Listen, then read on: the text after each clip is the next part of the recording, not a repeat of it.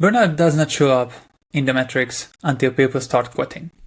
In today's video, we'll go through what are the major signs of burnout, what is the actual impact of burnout on the company, what does the data show. We'll go through the researches I found, and we'll also tie it up with how we can use AI to make sure that we can view the signs in time, we can reduce the impact on the company, and we can actually decrease the burnout rate within the company.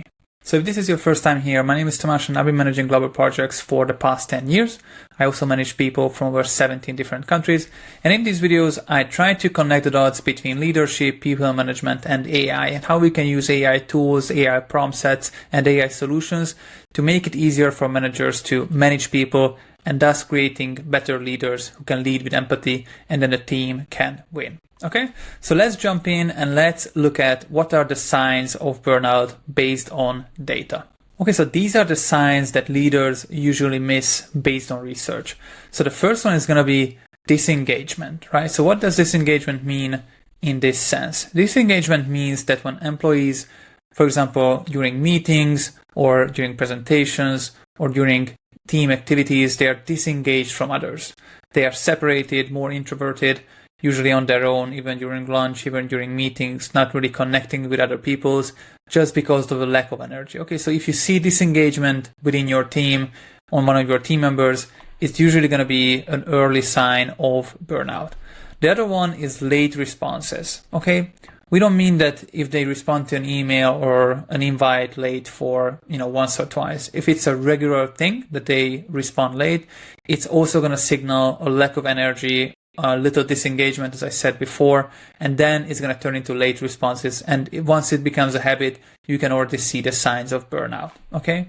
And another one is energy drop. Okay. So that's also something that is connected to the previous two, but the drop in energy when they feel more tired when they come into work, when they leave a little early because they are, low on energy, when you see the difference in meetings, that's going to signal also the sign of burnout. And obviously we can find different reasons for each of these. So it doesn't necessarily mean burnout at the first time, but these are the reasons we hold one-on-ones, we hold meetings, and you can go there, you can ask, you can make sure to figure out if it's either burnout or just a personal thing that they are handling right now, but you have to make sure you keep an eye and you keep track of these things. Later in the video, we will also go through how we can use AI and use prompts to make sure that it's easier for us to track our team and make sure to find these signs within the team. Okay, let's move on to the second one. What is the impact of burnout on the team and on the company? So the first impact is that 89% of workers said that the reason they quit is burnout. So this number is from a study where they measured from 2022 to 2024, within the 3 years, what was the main reason on exit interviews that people quit? And 89% said that the reason was burnout.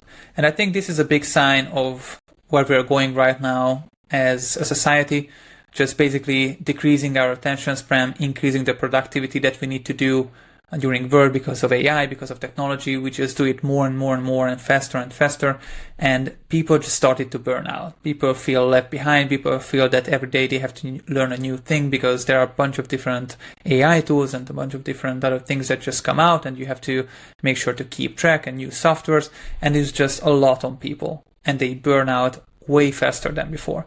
So this is a really important thing to keep an eye, because 89% of people who quit said they quit because of burnout. So the second impact we're going to look at is the turnover cost. Obviously, it is connected to the first point, is that once we can make sure to decrease the burnout rate, then we can decrease the amount of people who are quitting, and thus we can decrease the turnover cost. So in a previous video, we talked about turnover cost and how much it costs to actually replace different people on different levels. So for example, how much it costs to replace junior level people, medium, and then senior level people. So it could be up to run from 50% up to 150% of annual salary to replace someone. So if you have someone who's making $100,000 a year, it's going to cost you $150,000 to replace them.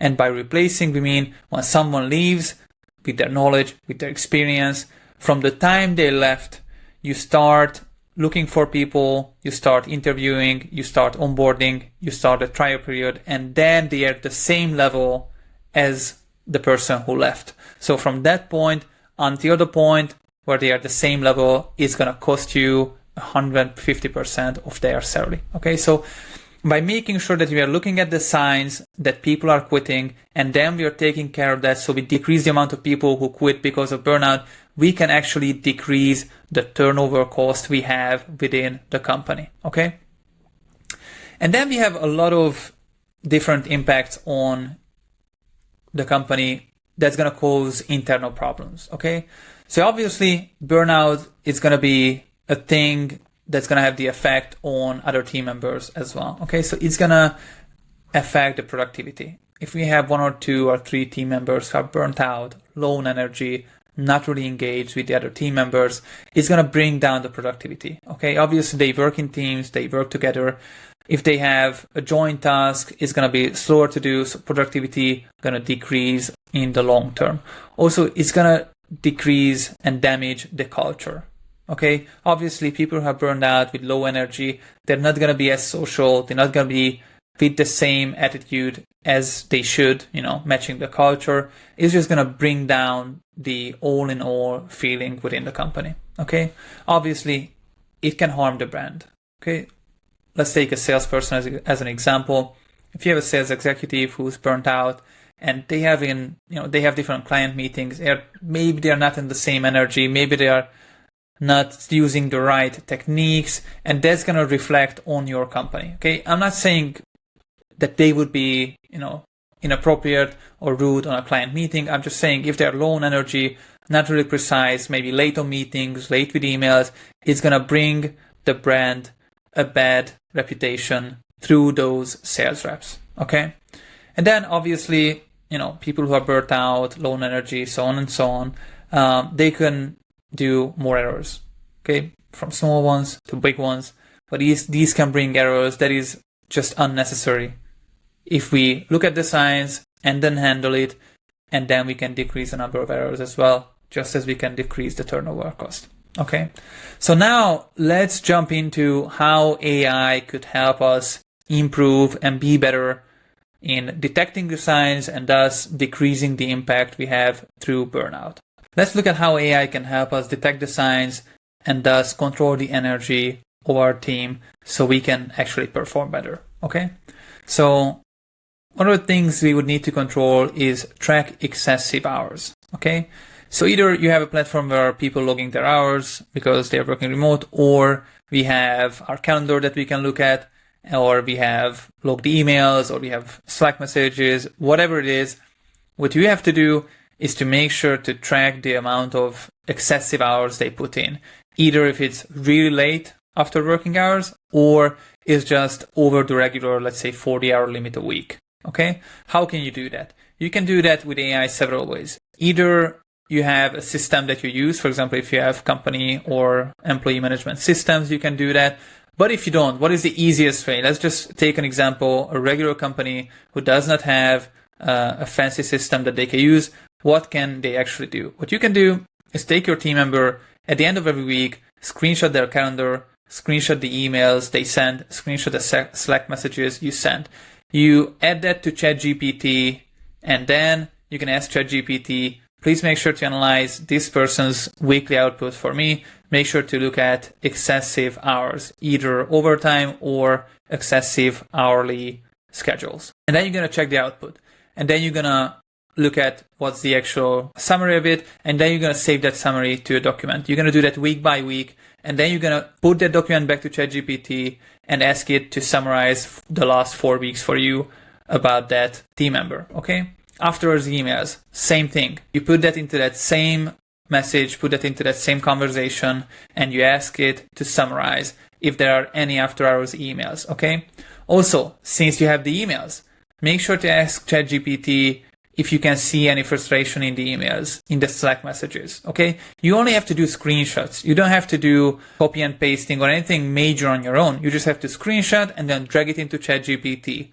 I don't think it's a big effort. You can do it by the end of every week. It's going to take you, let's say, 20 minutes, but you're going to have a summary of that person. Once you have the actual screenshots of the calendar, you can do a meeting load heat map, okay? One week they had too many meetings, 30 plus hours of meetings, let's say as an example, and then maybe it was for 4 weeks straight. You can see that from the summary of ChatGPT, and then you have 6 or 7 summaries after a few weeks, and then you can do a summary of those as well. Okay, so then you will have a viewpoint of where this people is going. Do they have too many working hours? Do they have too many hours outside of the regular working hours? Is there any frustration in their emails? Not just once or twice, but is there a pattern in their frustration? What is their meeting heat map look like? Do they have too many meetings at the end of the week or at the beginning of the week? Is it spread out evenly? So how does that look like? Okay, so these are the things that you have to measure, and these are the things that you have to look for and put it into ChatGPT and ask it to do a summary on all of these, to check it for excessive hours, after hours emails, frustration, and a meeting heat map. Okay, so what are the numbers from companies who actually use AI to reduce those impacts we just talked about? Okay, so I look at that 2 studies. One was conducted by Salesforce and the other one was by Unilever. So this one said that they decreased the stress-related sick days by 23%. Okay, so when you ask for a sick day, you have to have a paper on, in different countries, different rules. Whatever it is, you actually have to have the reason to ask for a sick day, and they decreased the stress-related sick days by 23%. At Salesforce, they decreased by the same amount of number, which is just a coincidence. They decreased the turnover rate by 23%. Okay, we talked about the turnover rate in the previous one on impacts, on how because of people are quitting because of burnout, the turnover cost is really high. So at Salesforce, by using AI in HR workflows, they decreased the turnover rate by 23%. And that's a major cost save for each company. Okay, so these are just the numbers I found in a few researches, but this is actually shows how AI can be used even at large scale, at large companies, but even for small companies between, let's say, 1 to 200 employees, you can use it, and you don't need to have, as I said, a fancy HR AI engagement software.